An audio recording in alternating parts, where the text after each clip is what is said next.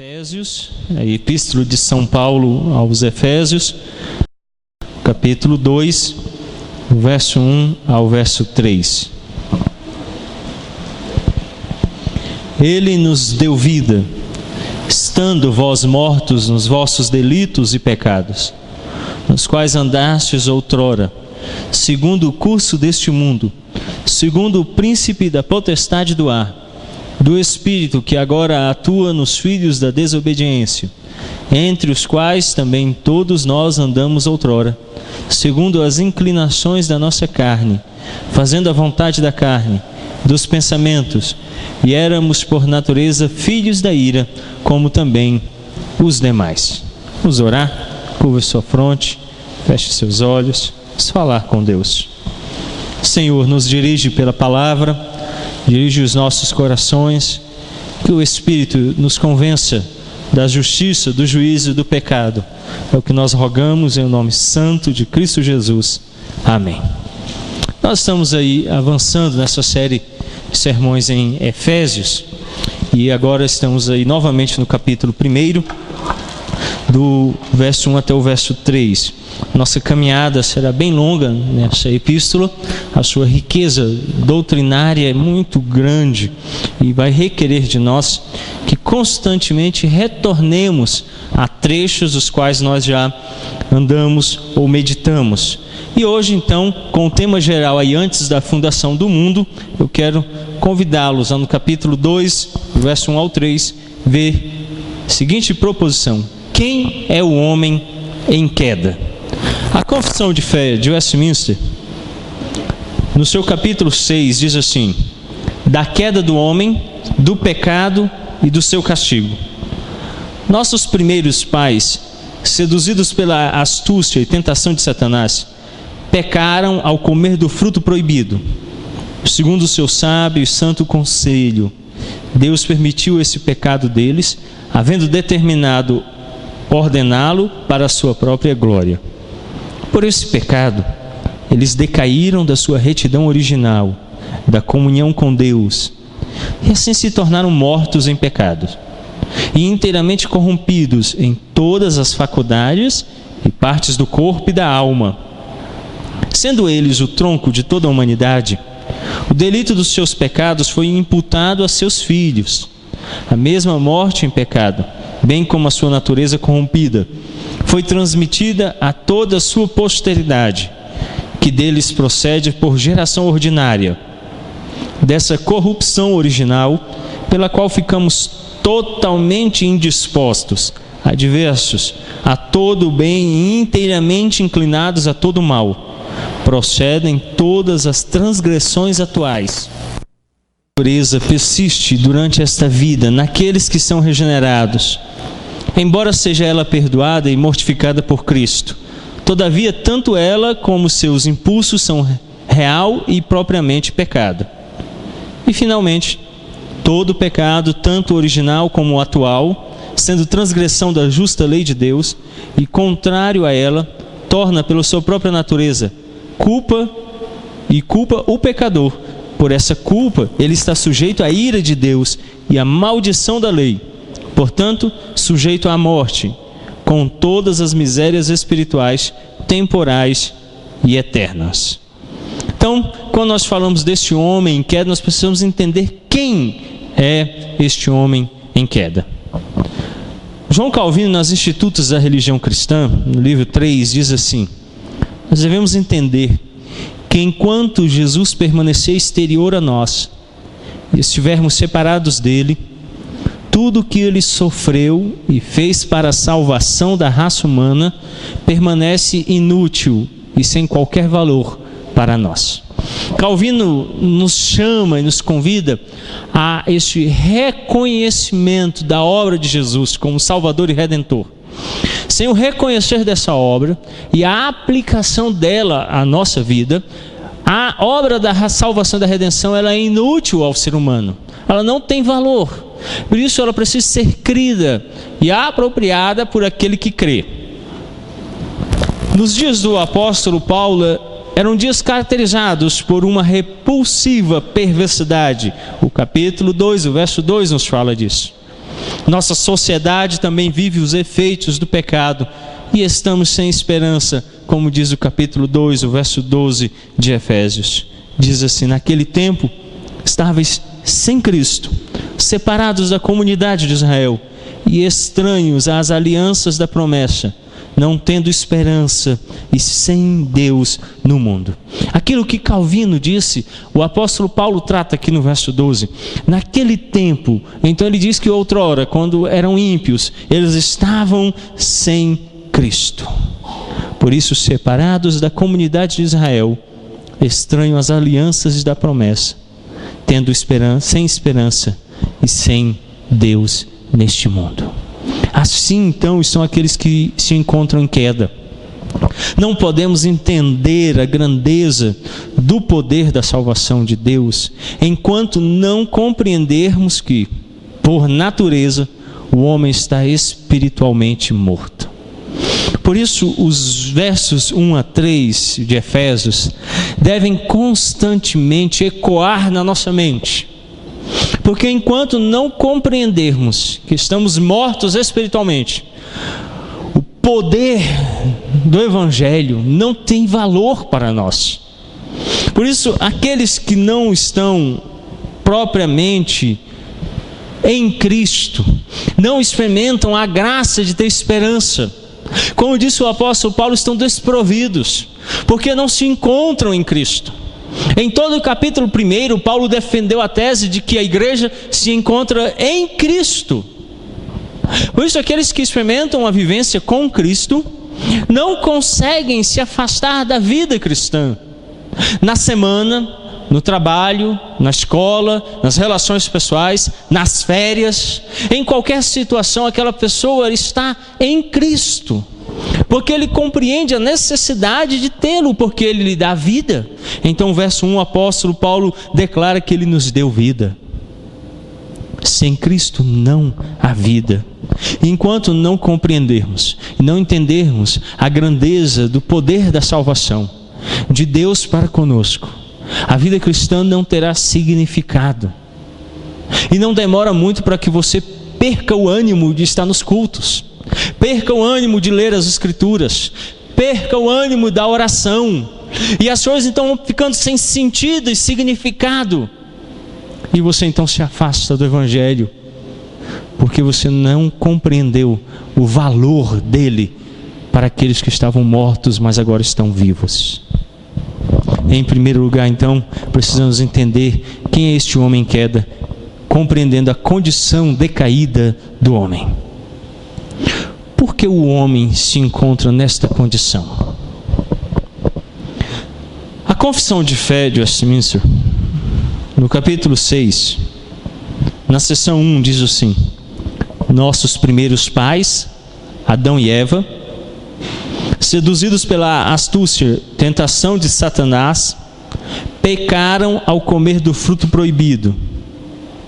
Segundo o seu sábio e santo conselho, Deus permitiu esse pecado deles, havendo determinado ordená-lo para a sua própria glória.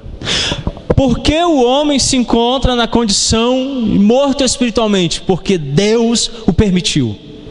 Porque Deus está manifestando a sua glória, salvando, aplicando vida àqueles que estavam mortos em delitos e pecados. Assim ele se mostra bondoso, amoroso, gracioso, e condenando aqueles que ele não salva, porque estão em pecado, manifestando o juízo, a sua ira santa e a sua justiça. A seção 1 do capítulo 6 da Confissão de Fé de Westminster declara que o pecado foi permitido por Deus para a glória de Deus. O pecado então não é algo que está fora do controle de Deus. O homem, quando em estado de queda, não está fora do controle de Deus. Nada no universo foge ao controle soberano de Deus. Por isso, mesmo o homem em queda, mesmo o homem tendo pecado, os nossos pais, Adão e Eva, são parte do plano eterno de Deus, para a manifestação da sua glória. Então, quando nós pecamos, por mais que isso desagrade a santidade de Deus, por mais que isso traga resultados ruins à nossa existência, isso ainda faz parte do projeto e do plano eterno de Deus, e as coisas não estão fora do controle. Por isso mesmo, no pecado, Deus é glorificado. Veja, o que eu estou dizendo não é que o seu pecado glorifica a Deus. Então não podemos dizer pequemos para que superabunde a graça. Não é isso. O que eu estou declarando é que mesmo quando há pecado, mesmo no pecado, Deus é glorificado. A glória dele está presente, porque ele julga e ele condena. Então a imagem apropriada que o apóstolo encontra é que o pecado causou morte. E ele diz então, estando mortos em delitos e pecados, ele nos dá vida. Veja, que mesmo naquilo que parecia ser a desgraça total da humanidade, se tornou em algo de graça da parte de Deus. Porque quando nós estávamos mortos, ele nos deu vida. Então por que o homem se encontra nessa condição? Uma expressão importante que o apóstolo utiliza é filhos da desobediência. Abra sua Bíblia, o Evangelho de São João, capítulo 8, verso 44. A epístola, o Evangelho de São João, capítulo 8, verso 44.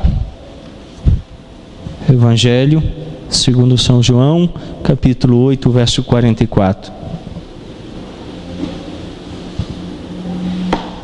Disse Jesus: vós sois do diabo, que é vosso pai, e quereis satisfazer-lhe os desejos. Ele foi homicida desde o princípio, jamais se firmou na verdade, porque nele não há verdade. Quando ele profere mentira, fala do que lhe é próprio. Quando ele profere mentira, fala do que lhe é próprio, porque é mentiroso e é pai da mentira. Em João 8,44, Jesus declarou que os judeus com quem ele falava eram filhos do diabo.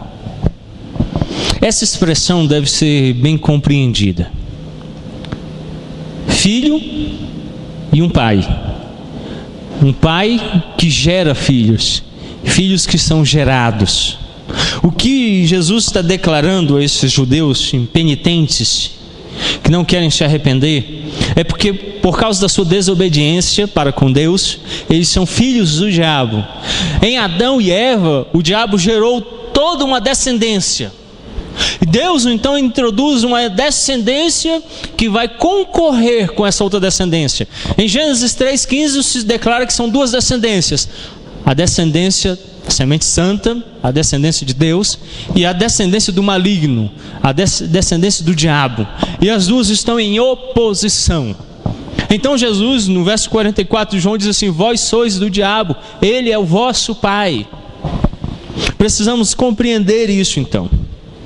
No Antigo Testamento, muitos ímpios são tratados como filhos de Belial. Belial é uma expressão do Antigo Testamento para se referir ao diabo, a Satanás. Deuteronômio 13:13, o quinto livro da lei de Moisés, o capítulo 13, o verso 13,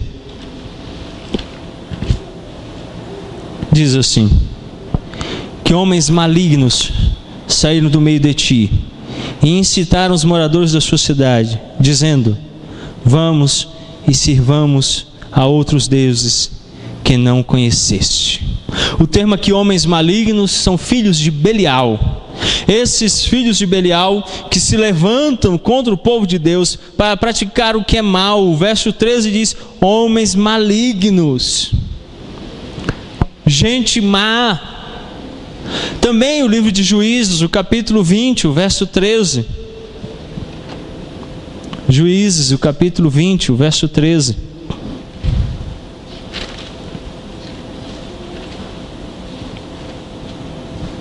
Diz assim: dai-nos agora os homens, filhos de Belial, que estão em Gibeá, para que os matemos e tiremos de Israel o mal.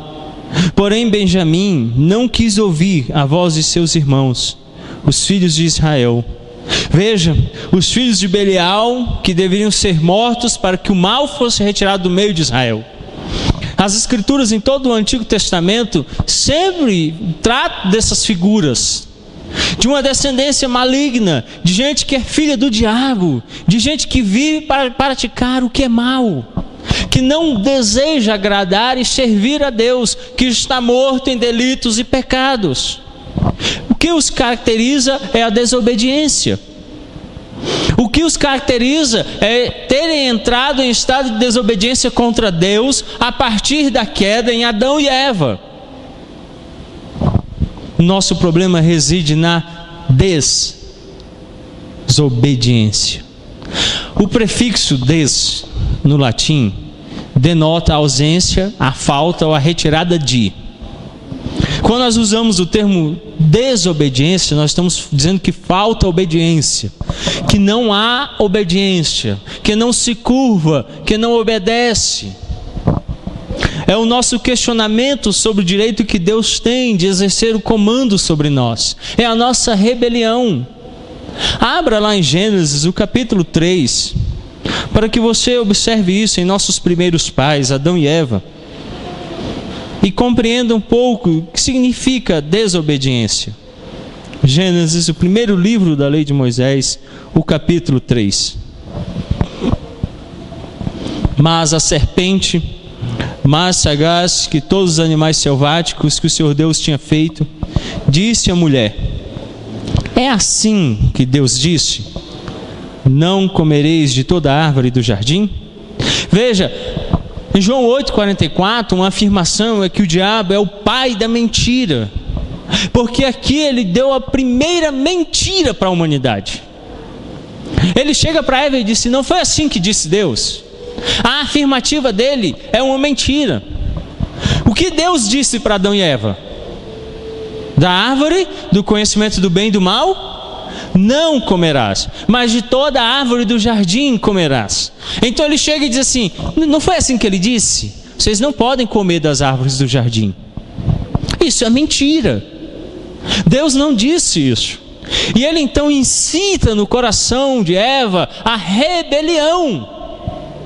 E ela então começa a dizer: Deus é um Deus mau, porque se Deus não vai nos permitir ter acesso às árvores, Ele é um Deus mau.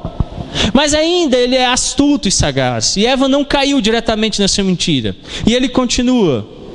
O verso 2: respondeu-lhe a mulher: do fruto das árvores do jardim podemos comer, mas do fruto da árvore que está no meio do jardim, disse Deus: dele não comereis, nem tocareis nele, para que não morrais. Então a serpente disse à mulher: é certo que não morrereis, porque Deus sabe que no dia em que dele comerdes, se vos abrirão os olhos, e como Deus sereis conhecedores do bem e do mal. Então entenda que a resposta da mulher não é plena. Vocês viram que ela acrescentou algo à resposta? Ela disse Deus: não comereis da árvore, nem não tem lugar nenhum lá dizendo que não pode tocar. Deus não disse isso. Já não é uma verdade absoluta. Eva já está com uma meia verdade. Ela já se corrompeu, porque aquilo que era absoluto caiu. Ela já abriu um precedente. Então ela já começa a usar a sua imaginação, e a imaginação dela começa a abrir possibilidades. Então diz que ela toma a árvore porque ele é agradável. Veja que agora ela tem a capacidade de julgar. Ela já não segue uma lei, ela já tem uma lei própria. Diz que olha e vê que é agradável. Como é que ela sabe que é bom? Se ela nunca tomou, se ela nunca experimentou. O que eu digo para Eva é a mesma coisa que eu digo para meus filhos: eu não vou comer isso. Eu falei: é ruim. Você nunca comeu, como é que você sabe que é ruim? O julgamento deles é falso. Nunca experimentaram e dizem que é ruim. E Eva então disse que era agradável. Como era agradável, Eva? Se você nunca tinha comido. Mas talvez o coração dela já estivesse movido na direção de tocar, de pegar. Então ela mesma elabora uma lei para si mesma. Como diz Paulo na sua epístola aos Romanos: o homem ora pela lei da consciência, se acusa, e ora se inocenta. E Eva então já estava ali apontando a direção dos seus desejos: tomar da árvore. Então ela peca. E então ela se coloca em desobediência a Deus. Em vez de obedecer aquilo que Deus disse, Eva faz o contrário.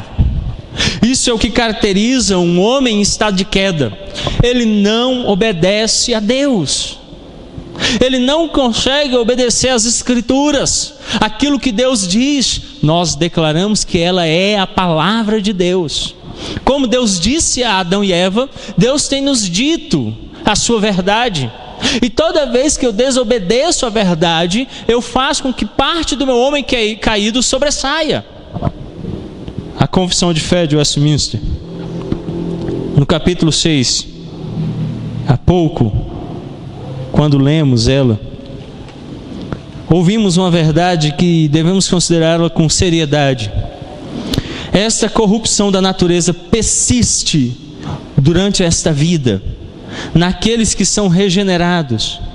Embora seja ela perdoada e mortificada por Cristo, todavia tanto ela como seus impulsos são real e propriamente pecado. Entenda isso, apesar de você obter o perdão dos pecados, estando mortos, Ele nos deu vida, Ele perdoou os pecados. Apesar das Escrituras declararem que fomos regenerados, nascidos de novo, ela também declara que o pecado ainda batalha dentro de nós. E ele ainda continua sendo pecado, ele ainda continua sendo desagrado a Deus, e continua por isso sendo desobediência a Deus. Então é com grande seriedade que o autor de Hebreus declara que Deus disciplina os filhos a que ama. Muitas vezes Deus nos disciplina, a ponto do apóstolo Paulo ter dito que alguns Ele mesmo entregou a Satanás, para que cessassem de praticar o que era mal, gente da igreja. Entenda então que uma das características do homem em queda é a desobediência a Deus. Não permita que o velho homem venha renascer dentro de você. Não viva desobedecendo a Deus. Um filho da desobediência é um filho do diabo. Então lá no verso 44 de João, capítulo 8, Jesus diz que aqueles que vivem para o diabo, vivem para agradar o diabo. Quando o diabo vem, a única coisa que ele deseja de Eva e de Adão é que desobedeçam a Deus. O diabo só quer uma coisa de você: ele quer que você desobedeça a Deus. Então Jesus diz assim: vós sois filhos do maligno, sois filhos do diabo, porque vocês vivem para satisfazer-lhes os desejos. Agora pensa o contrário: vós sois filhos de Deus e viveis para satisfazer-lhes os desejos. É a obediência, é o obedecer a Deus.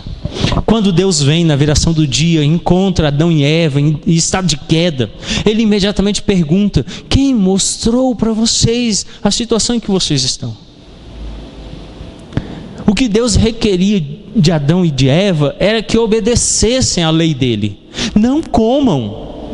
Comam de tudo que tem no jardim, mas da árvore do conhecimento do bem e do mal, não. E Adão e Eva desobedeceram, como nós desobedecemos. E então entramos no estado de rebelião e questionamos o direito que Deus tem de exercer o comando sobre nós. Isso é rebelião. Quando a gente começa a questionar: ah, Deus, mas eu não quero isso. Deus, eu quero assim. Deus, eu quero aquilo. E vocês já observaram como a igreja dos nossos dias não é uma igreja de obediência, mas é uma igreja que vive questionando Deus. Daí surgiram dentro da igreja dos nossos dias algumas expressões, como eu não aceito, eu declaro, eu ordeno. Como se Deus estivesse sujeito. Não nós estamos sujeitos a Ele, mas Ele está sujeito a nós. As orações se transformaram em solicitações pessoais. Eu quero isso, eu quero aquilo. A igreja deixou de obedecer a Deus. Lembram de Jesus? Não deixou de orar de forma pessoal, mas foi obediente. Quando em oração ele disse: se possível, passe de mim este cálice. Isso é uma declaração pessoal daquele que estava aflito, que tinha sobre si o peso de morrer pelos pecadores. Então, como um homem em angústias, em dores, em sofrimento, a Bíblia diz que ele estava angustiado até a alma. orou: se possível, passe de mim este cálice. Mas ele encerra com uma expressão fantástica: seja feita a tua vontade. Será que estamos orando em obediência ou em desobediência? Nós não queremos reconhecer o comando de Deus em nossas vidas e queremos comandar Deus. Então muitas vezes a oração é uma tentativa de transformar o céu, quando a oração na verdade transforma o nosso coração. E eu me coloco subjugado ao poder soberano de Deus. Isso é uma oração de obediência. Será que somos obedientes a Deus? Ou será que o que nos caracteriza é a desobediência, é a falta de obediência a Ele? Essa rebelião se desenvolve nas seguintes ideias. Primeiro, o homem nega sua condição de criatura. Isso é notório. Começa lá em Adão e Eva. A serpente diz que no dia que vocês comerem, vocês serão como Deus. Adão e Eva são os primeiros a negar essa proposição. Deus não é Deus. Nós não somos criaturas, nós somos iguais a Ele, e Ele é um igual a nós. Vocês já perceberam como nós o tratamos como igual? E aí vem Faraó, e os faraós então se autodenominam deuses. E a história então vai mostrar que os principais reis do Antigo Testamento se denominaram deuses, senhores. E o Novo Testamento começa com a mesma história, os Césares, que também se autodesignavam deuses. E essa história continua nos nossos dias. Nós nos achamos deuses, detentores de toda a verdade, conhecedores da verdade, soberanos e poderosos. A humanidade de todas as formas tenta destruir aquilo que nos coloca no lugar de criaturas. Por exemplo, nós queremos a invencibilidade, viver para sempre nesse corpo, nessa condição. Ninguém quer morrer. A ciência trabalha em prol de prolongar a vida de pecadores. Queremos ser como Deus, conhecedores do bem e do mal. Continuamente o homem tem usurpado o lugar do Senhor como Criador, como Deus, e tem se esquecido da sua posição. Vejam, são dois erros terríveis. O primeiro não é reconhecer quem Deus é, e o segundo é achar que é Deus. Então precisamos corrigir esta visão. Primeiro, reconhecê-lo como Senhor soberano, o Criador de todas as coisas. Então Paulo diz: Ele nos deu vida. E ele diz então que o único que pode dar vida é o Criador. Nós somos criaturas, e a única coisa que nos é própria é a morte. E ele então declara: Ele, Deus, nos deu vida, estando vós mortos nos vossos delitos e pecados. Paulo fala que esses filhos da desobediência não têm vida. Sabe o que caracteriza o Criador? A primeira característica dele é a capacidade de criar do nada, de trazer existência e de dar subsistência e manutenção àquilo que Ele criou. Nós não somos capazes disso. Então nós não somos Deus. Por mais que você se ache capaz, por mais que você se ache sábio, soberano, você não é Deus. Uma outra característica da nossa rebelião é que o homem deseja ser autossuficiente para dirigir os seus passos. Você quer ver uma expressão clara, direta e simples de uma manifestação de autossuficiência sua? Reunião de oração da igreja. A gente não precisa orar. No final das contas, a gente não precisa de Deus. A gente dá conta. Para que orar? Eu resolvo tudo. Eu dou conta de tudo. Orar é para os fracos. Você quer ver uma outra expressão de autossuficiência? Não conhecimento das Escrituras. Reunião de estudo bíblico, então, isso é coisa para neófito da fé. Eu já sei as Escrituras, eu a conheço plenamente. E se eu não souber algum versículo, eu sei o que devo fazer. É autossuficiência. É gente que acha que sabe. Sabe uma coisa que eu tenho aprendido com a teologia? quanto mais eu estudo teologia, menos eu sei. Uma máxima que eu aprendi no ministério pastoral: a teologia só serve para uma coisa: mostrar que eu nada sei. Mas ela tem valor quando ela é aliada à dependência de Deus. Eu me tornei um melhor teólogo quando me tornei mais dependente de Deus. Oração, leitura da palavra, comunhão dos santos. Viver isolado da igreja é um grande sinal de autossuficiência. Eu não preciso de ninguém. Eu não preciso de orientação de ninguém. Eu não preciso de nada dessas pessoas. A autossuficiência é uma outra expressão clara da rebeldia. Gente rebelde não consegue viver submissa. Não se coloca aos cuidados de um Deus criador que provê o cuidado dos seus filhos. Então o apóstolo Paulo aponta essa realidade no capítulo 2, quando ele diz assim, no verso de número 2: nos quais andastes outrora. Veja, ele diz, eles andaram, eles eram autônomos, caminhavam nas suas próprias pernas, com seus passos eles tinham a sua própria direção, segundo o curso deste mundo. O grande problema deles é que a bússola que estava direcionando eles era a bússola do pecado, da queda. Então ele diz, segundo o príncipe da potestade do ar. Veja a filiação: eles são filhos, são servos deste príncipe das potestades do ar. Em outras palavras, são servos do diabo. Na oração do Tiago, e eu espero que você tenha participado do culto com fé. Então as leituras bíblicas, os cânticos, os hinos e as orações feitas, você as tenha ouvido com fé. Mas o Tiago, quando orou, ele disse assim: Senhor, nós somos escravos de Cristo Jesus. O texto declara que gente autossuficiente, e é uma ilusão, como foi iludido Eva e Adão, quando acharam que comendo seriam como Deus. Gente autossuficiente acho que não é escravo de ninguém. Mas o texto declara que andam conforme o curso deste mundo e são servos de um príncipe, a saber, o diabo. Você não quer ter uma vida de oração, de estudo da palavra, de submissão à palavra? Você não quer ser obediente à palavra? Então viva uma vida de independência. Apareça de vez em quando aqui fazendo um favor para Deus. Tem gente que acha isso: eu vim, pastor, porque Deus precisa de mim, né? E aí uma vez ou outra vem aqui, aparece de vez em quando na igreja e vai levando uma vida de ambiguidades. Ora em desobediência, ora tentando obedecer a Deus. O autossuficiente vive por si mesmo, mas na verdade ele é escravo do diabo e deste tempo presente.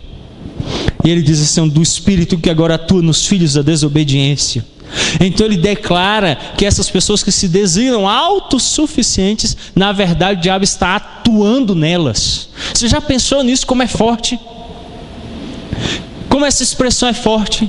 A Bíblia declara que aqueles que não vivem em obediência a Deus estão sendo instrumentos do diabo, que o diabo atua neles, na vida deles. Daí vem a expressão ator.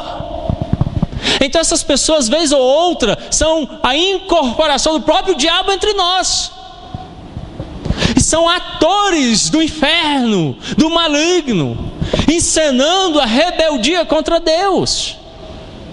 Veja como Paulo é duro no início do capítulo 2, apontando verdades que devem me chamar a uma vida de submissão total a Deus.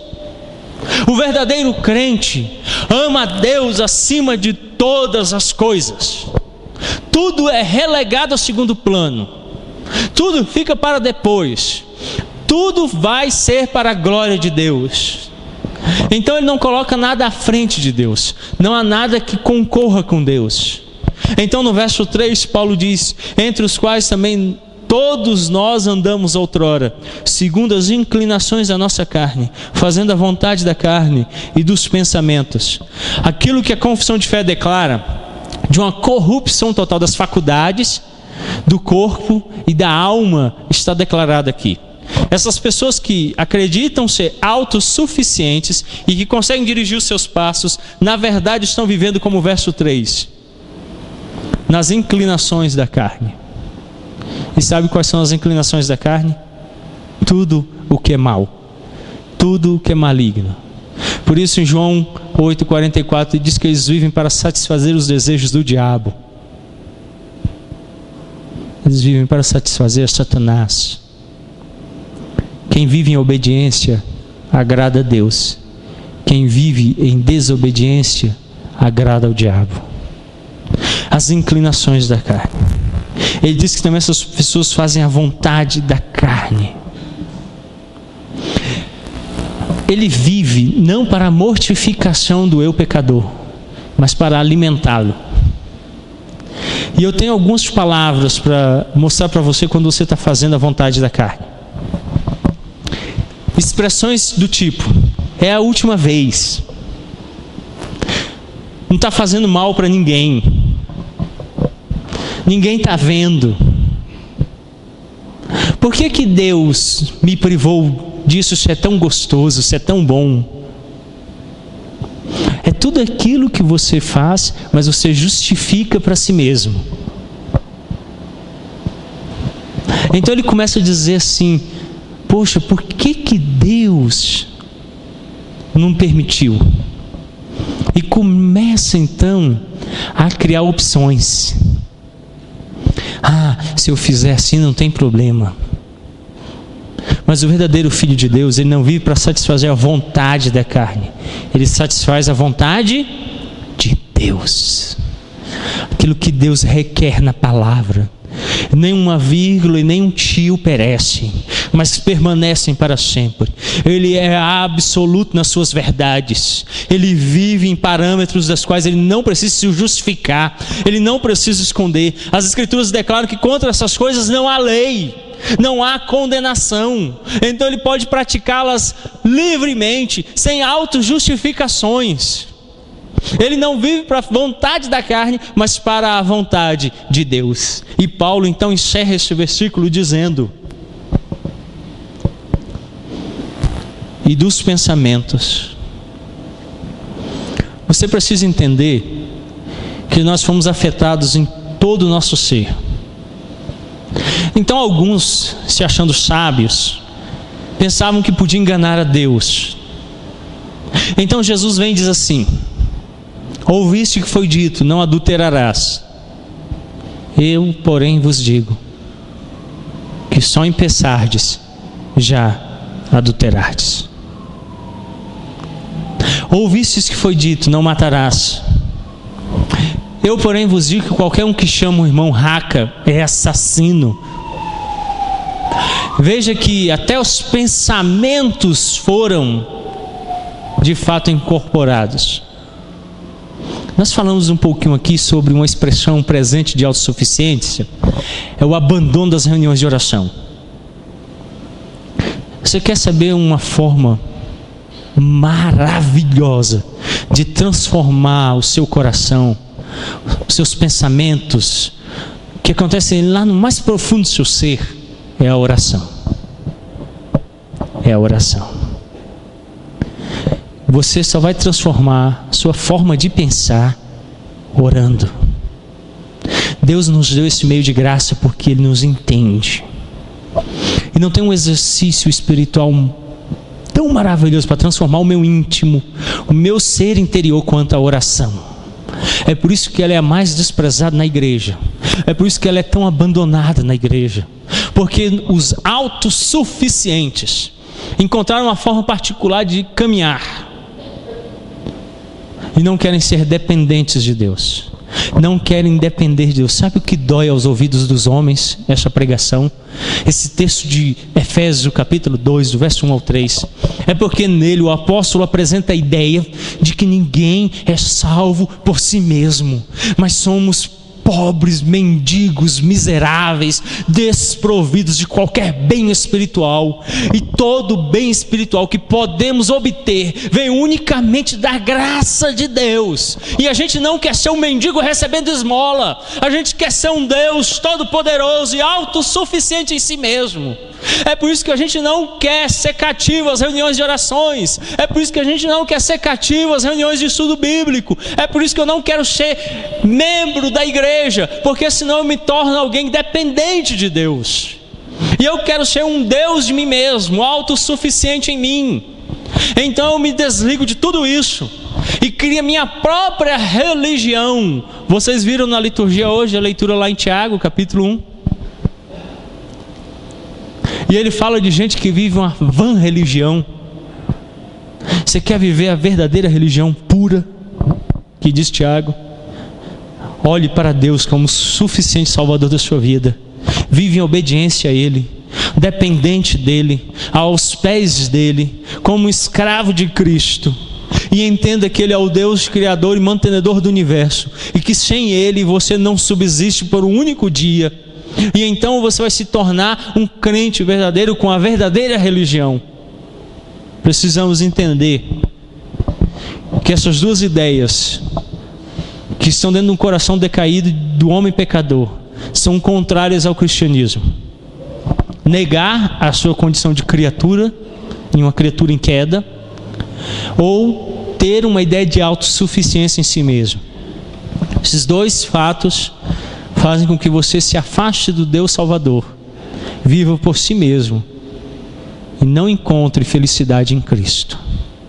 Curva a sua fronte, feche os seus olhos, vamos orar, vamos falar com Deus.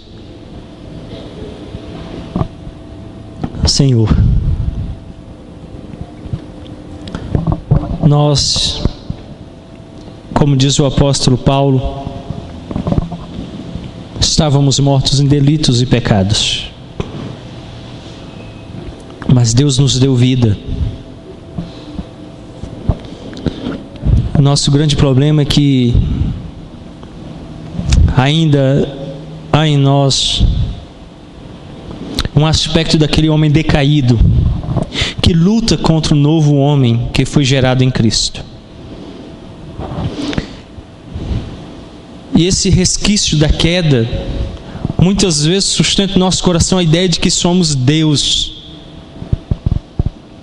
que somos deuses, e que não há espaço para um Deus em nossa vida.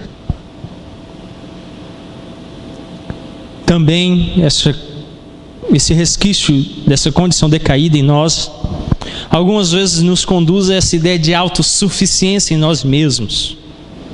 Deixamos de depender de Ti, de buscar naquele que é o autor, o mantenedor e o consumador das nossas vidas, aquele que concede toda a graça, aquele que é o gozo completo para as nossas almas, e passamos a buscar em nós mesmos, em nossas vontades, desejos que são pecaminosos, a alegria que não pode ser encontrada.